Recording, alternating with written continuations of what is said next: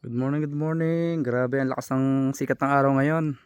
Tsaka kagabi, ang lakas ng snow guys. Kita nyo naman ang hitsura ng lugar namin. Talagang napakakapal ng yelo. Sobra. Ang tindi ng sikat ng araw guys. Ngayon ay mag 9 o'clock pa lang ng umaga.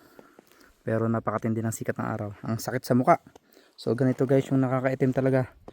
Sobra nakakaitim to ng face. So kapal ng yelo ngayon.